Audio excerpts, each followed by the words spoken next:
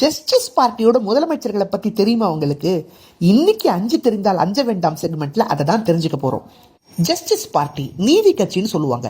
தமிழ்நாட்டில இருந்து தொடங்கப்பட்ட முதல் கட்சி இதுதாங்க. 1920 இருந்து 1937 வரைக்கும் கிட்டத்தட்ட 17 ஆண்டுகள் இவங்க வந்து தமிழகத்தை ஆட்சி செஞ்சாங்க. இந்த 17 ஆண்டுகள்ல 5 முதலமைச்சர்கள் இந்த கட்சியில இருந்து பதவி வச்சாங்க. அந்த 5 பேர் யாருன்னு பாப்போமா?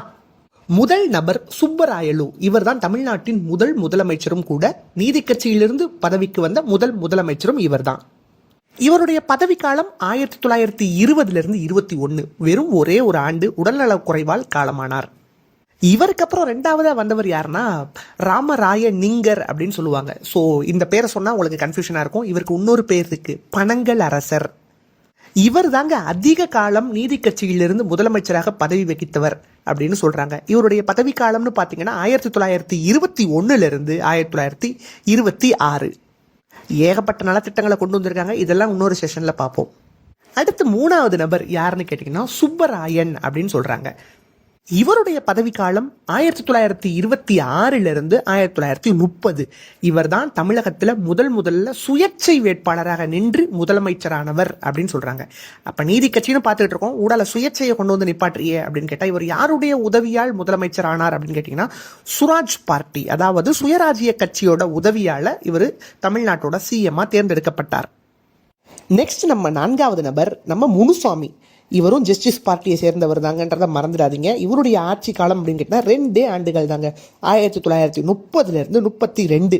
இவருக்கு பின்னாடி வந்தவர் கடைசி முதலமைச்சர் நீதி கட்சியிலிருந்து. அவர் தான் யாருன்னு கேட்டால் நம்ம பொப்புளி ராஜா. 2 முறை முதலமைச்சராக தேர்வு செய்யப்பட்டார்.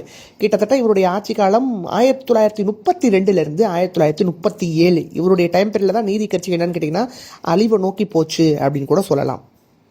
அப்ப பாருங்க, முதலமைச்சர் யாருன்னா நம்ம சுப்பராயலு, கடைசி முதலமைச்சர் பொப்புளி ராஜா அப்படின்றத ஞாபகம் வச்சுக்கணும். ரொம்ப இம்பார்ட்டன்டான சிஎம்னு பார்த்தீங்கன்னா நம்ம ராமராய நிங்கர், அதாவது பனங்கல் அரசர். அதை தாண்டி இம்பார்ட்டன்ட் பார்த்தீங்கன்னா சூத்ரி கான்செப்ட் தாங்க, அதாவது சுயேட்சை, சுப்பராயன், சுயராஜ்ய கட்சி. மறந்துடாதீங்க. அதெல்லாம் இருக்கட்டும், ஷார்ட்கட் எங்கன்னு கேட்பீங்க. இருக்குங்க, இதுக்கும் ஒரு ஷார்ட்கட் இருக்கு.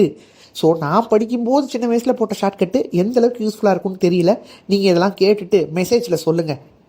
சுப்புவும் ராமுவும் சூப்பராக இருக்க முனி படத்தை போய் பார்த்தாங்களாம். என்னடா சொல்ல வர? இதுதான் ஷார்ட்கட்டு. ஆமாங்க, சுப்புன்னு சொன்னால் நம்ம சுப்புராயலு, ராமுன்னு சொன்னால் நம்ம ராமராய நிங்கர். சூப்பராக இருக்க அப்படின்னு வரும்போது நம்ம சுப்பராயன் வந்துருவாப்ல. முனி படத்தை நம்ம முனுசாமி. போய் பார்த்தாங்களாம் அப்படின்றப்ப பொப்புளி ராஜா. ஏன் போய் 2 முறை அவர் முதலமைச்சராக இருந்தார் அப்படின்றத உணர்த்துவதற்காக இங்கே நம்ம வந்து ஒரு குறியீடு வச்சுருக்கோம். இப்போ சொல்லுங்க, 5 தெரிந்தால் அஞ்ச வேண்டாம்னு. ஏன் வேலையை முடிச்சுட்டேன். இப்போ உங்களுக்கான கேள்வி, இன்றைக்கான கேள்வி என்னன்னு பார்த்தீங்கன்னா, விடுதலைக்கு பின் தமிழ்நாட்டின் முதலமைச்சர் யார் அப்படின்றத